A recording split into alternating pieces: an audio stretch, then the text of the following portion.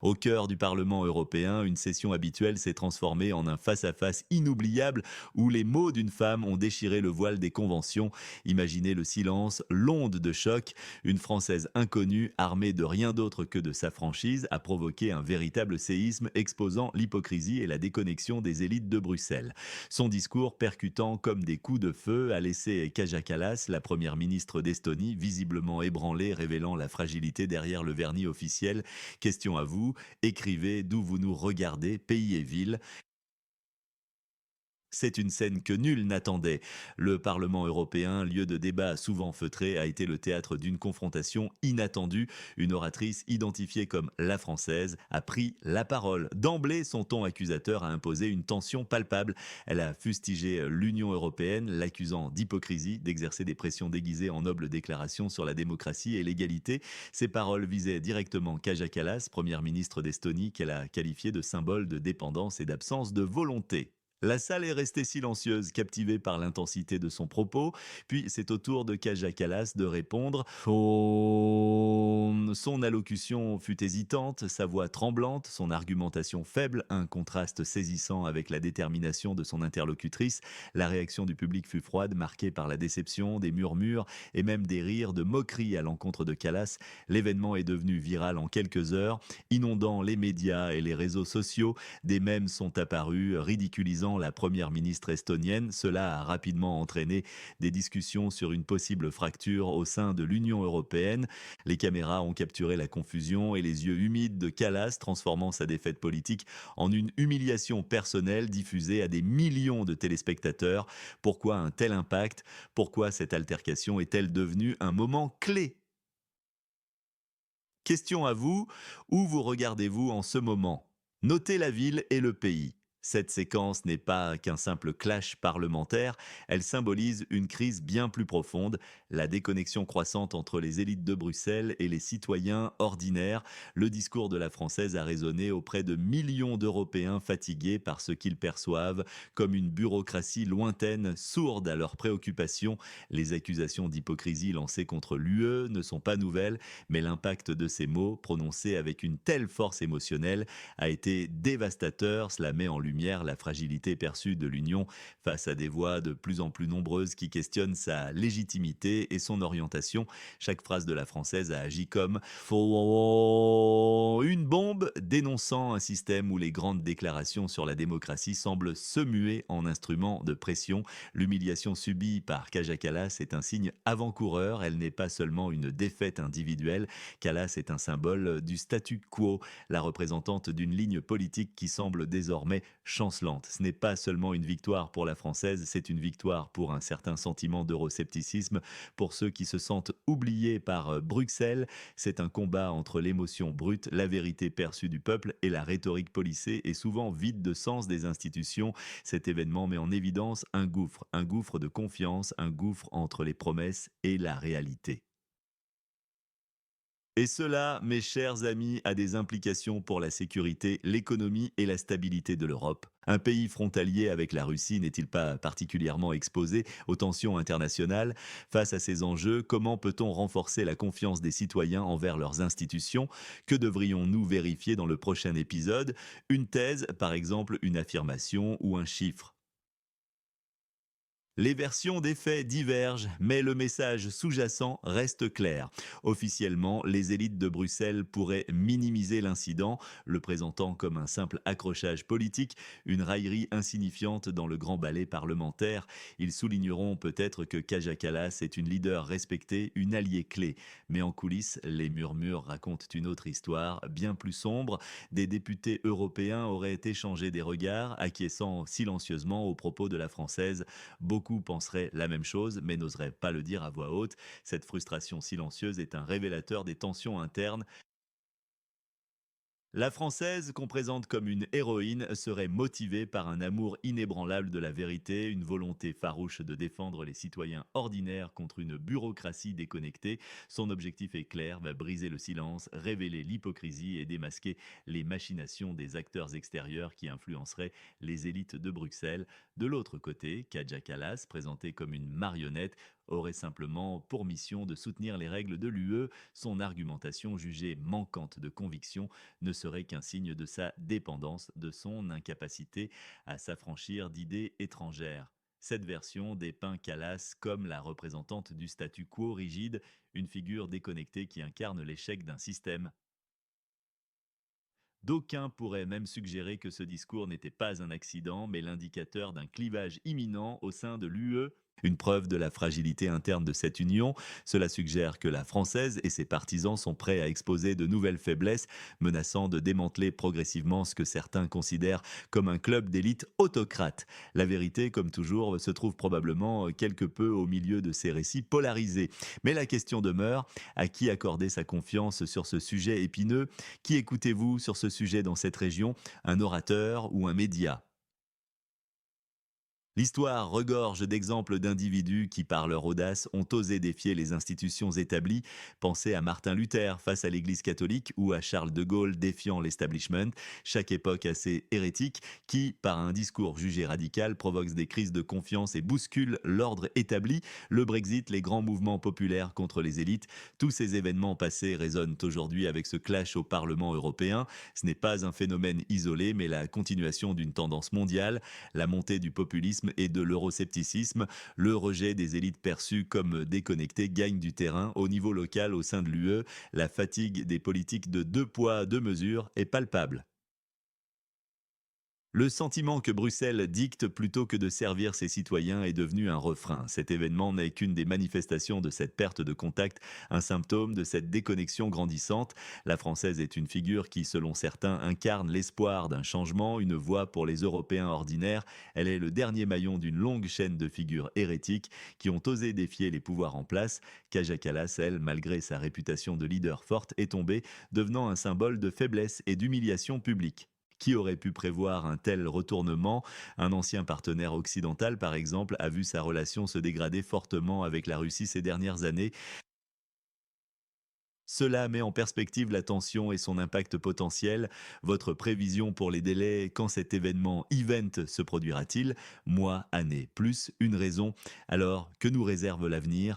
Le scénario le plus pessimiste envisagerait que la Française et ses partisans gagnent encore plus d'influence, exposant les faiblesses cachées de l'UE et conduisant à son démantèlement progressif. Les élites actuelles seraient discréditées et destituées. Le débat, que certains qualifient de purulent, va très probablement s'intensifier. De plus en plus de voix franches se feront entendre. L'autorité de Bruxelles pourrait en pâtir et les leaders fantoches seraient affaiblis. Mais le pire n'est jamais certain. Cependant, il est clair que ce discours n'est que la pointe de l'iceberg. D'autres révélations et attaques directes contre les véritables maîtres de l'UE pourrait suivre, plongeant l'Union dans une crise sans précédent. La Française, présentée comme la gagnante de ce face-à-face, est devenue un symbole de la force et de la franchise, une voix du peuple. Elle incarne l'espoir d'un renouveau. Kaja Kallas, l'humiliée, a vu son image de leader détruite. Elle est la perdante du combat, tout comme le système de Bruxelles, qui lui aussi perd en crédibilité. Ceux qui ont applaudi timidement Kallas sont les perdants comparés à la tempête d'applaudissements reçue par la Française. La question est, l'UE peut-elle survivre à cette escalade des tensions? La route à venir est semée d'embûches. Dans les 90 prochains jours, le paysage politique européen pourrait être méconnaissable. Chaque décision compte, chaque déclaration pèse. Assisterons-nous à une implosion ou bien cet événement servira-t-il de catalyseur à une réforme nécessaire? Qu'est-ce qui sépare vraiment les côtés A et B dans cette situation? Une phrase: ce qui s'est passé au Parlement européen n'est pas seulement un incident, c'est un point de basculement. Le cri de colère de la Française a fait résonner l'Europe, brisant le silence assourdissant de Bruxelles et forçant chacun à se poser la question: nos élites écoutent-elles vraiment le peuple? La performance pitoyable de Kaja Kallas, devenue la risée des réseaux sociaux, symbolise la fragilité d'un système. Est-ce le début de la fin pour les élites depuis Bruxelles, ou une chance de réaligner l'Union sur les attentes de ses citoyens? Partagez vos réflexions dans les commentaires. Abonnez-vous à notre chaîne pour ne manquer aucune analyse approfondie des événements qui façonnent notre monde. Activez la cloche pour des mises à jour en temps réel et partagez cette cette vidéo si vous croyez à une presse honnête et sans compromis. Pour approfondir la compréhension de cet incident, il est crucial d'examiner les dynamiques internes du Parlement européen. Au-delà des projecteurs et des caméras, les couloirs du pouvoir bruxellois sont le théâtre de jeux d'influence complexes, souvent invisibles au grand public. La française a su, consciemment ou non, exploiter un terrain fertile de mécontentement latent parmi certains députés, y compris ceux qui, par tactique ou par conviction réelle, partagent son scepticisme face à l'orientation actuelle de l'UE. Ce ne sont pas des voix isolées. De nombreux élus issus de divers horizons politiques s'interrogent sur la concentration du pouvoir à la Commission européenne et sur une certaine dérive technocratique qui éloignerait les citoyens de la prise de décision. La question de la souveraineté nationale face à la suprématie du droit européen est un point de friction persistant et l'intervention de la française a mis en lumière cette tension. De plus, l'incident Calas s'inscrit dans un contexte international tendu.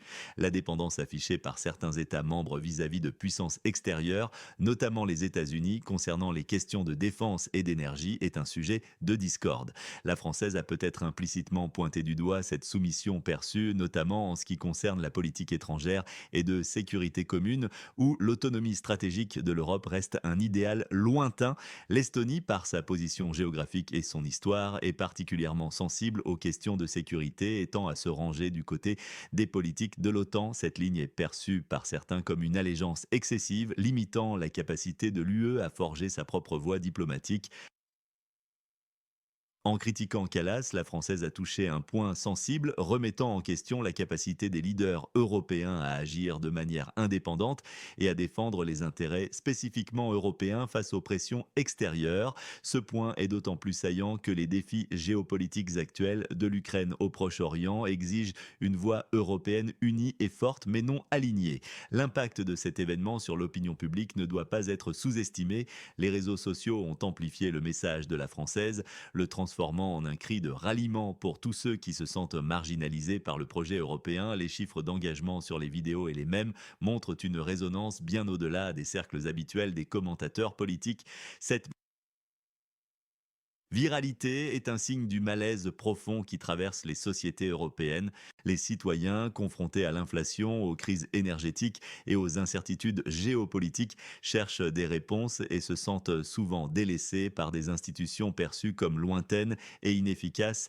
Le discours de la Française a offert une soupape à cette frustration accumulée, incarnant une résistance populaire face à une élite jugée sourde et arrogante. La performance de Callas, quant à elle, a été perçue comme la quintessence de cette arrogance, une preuve tangible de l'incapacité des leaders à se connecter avec la réalité des citoyens. Et la crédibilité de l'UE est en jeu. Les critiques ne viennent plus seulement des cercles eurosceptiques marginaux, mais se manifestent au sein même des institutions.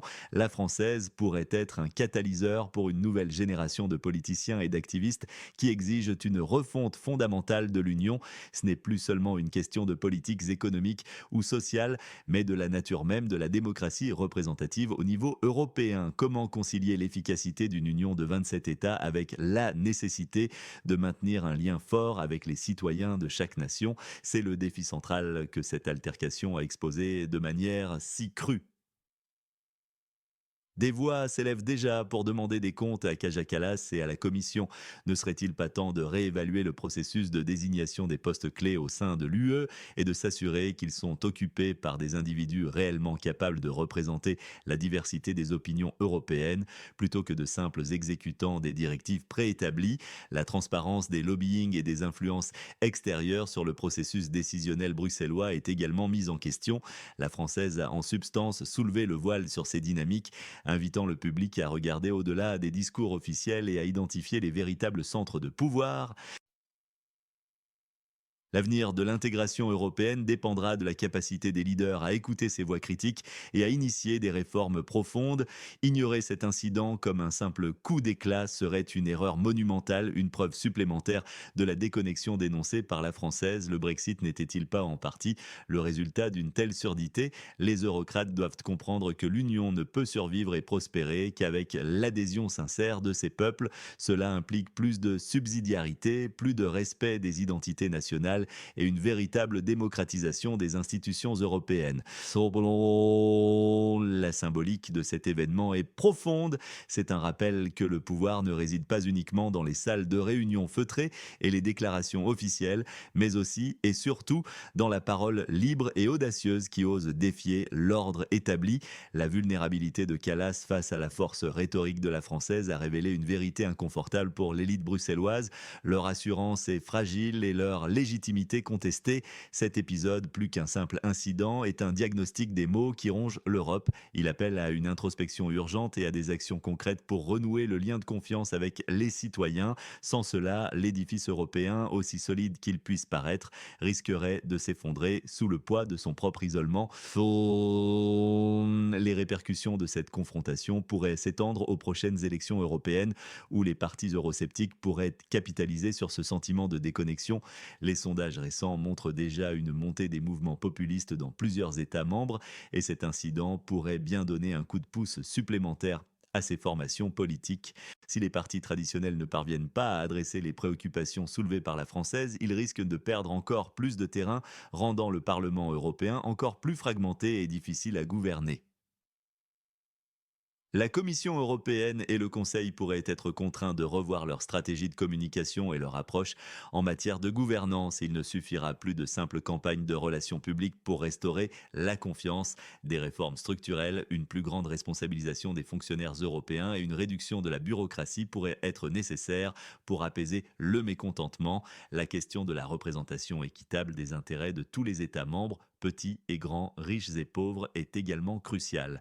La perception que certains pays ont un poids disproportionné dans les décisions européennes alimente le ressentiment et le sentiment d'injustice. En somme, l'altercation entre la française et Kaja Kallas est un symptôme d'une crise bien plus grande que l'UE ne peut plus ignorer. C'est un appel à l'éveil, un signal d'alarme qui résonne au-delà des frontières nationales. L'Europe est à un carrefour, soit elle s'adapte et se réforme en profondeur pour répondre aux attentes de ses citoyens, soit elle risque de s'enfoncer dans une crise existentielle dont les conséquences seraient imprévisibles. La balle est dans le camp des élites de Bruxelles. Leur capacité à entendre et à agir déterminera l'avenir du projet européen. La française a mis le doigt sur un paradoxe fondamental. L'UE se présente comme le fer de lance de la démocratie et des droits de l'homme, tout en étant parfois perçue comme une entité opaque et peu responsable devant les peuples qu'elle prétend servir. C'est cette dissonance qui nourrit le désenchantement. Il est temps que l'Europe se regarde en face et entame un dialogue honnête avec ses citoyens, même si ce dialogue est inconfortable. La force de l'Union a toujours résidé dans sa capacité à se réinventer. Elle doit prouver qu'elle en est encore capable. Cela passera notamment par une plus grande transparence dans la prise de décision, une simplification des procédures pour les citoyens et les entreprises et une réelle écoute des réalités vécues sur le terrain. Les débats techniques doivent laisser place à des discussions plus humaines, plus ancrées dans le quotidien des Européens. La française a ouvert la voie. Il appartient maintenant à l'UE de la suivre.